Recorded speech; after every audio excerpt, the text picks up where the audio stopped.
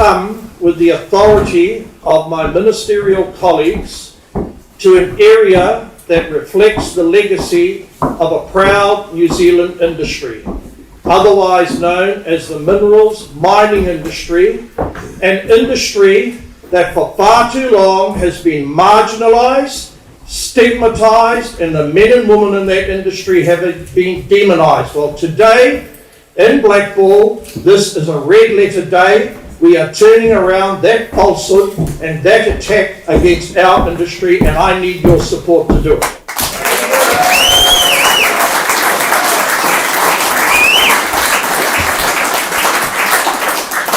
We will not be deterred in the creation of a fast-track piece of legislation so mining, roading, infrastructure and other big developments that keep Kiwis and their kids in New Zealand can take place without being hijacked, diverted, distracted by a group that are woke-riddled climate believers and who don't accept that unless we can pay our way, we're going to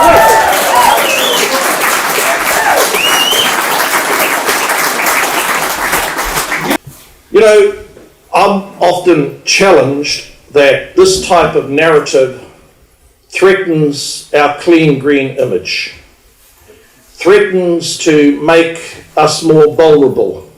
Or what's most frustrating for me, it's going to imperil our ability to trade. No single trade agreement prevents New Zealand from relying upon coal, gold, vanadium, titanium, any other rare mineral that we have here.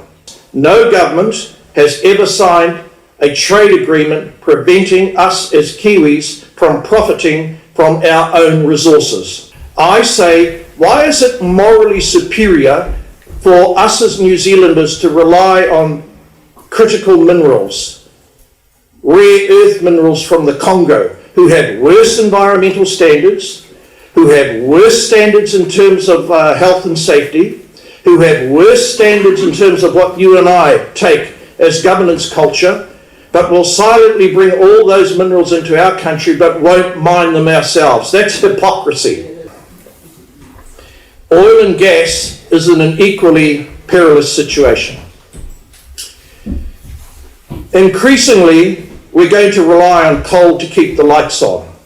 Now, I know for some New Zealanders that sounds offensive, but it's the truth. Where's that coal coming from? Oh, it's coming from Indonesia.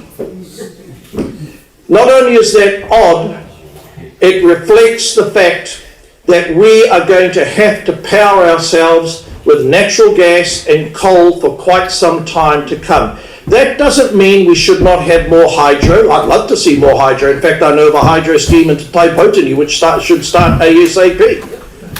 We should have more geothermal, wind and solar, yes.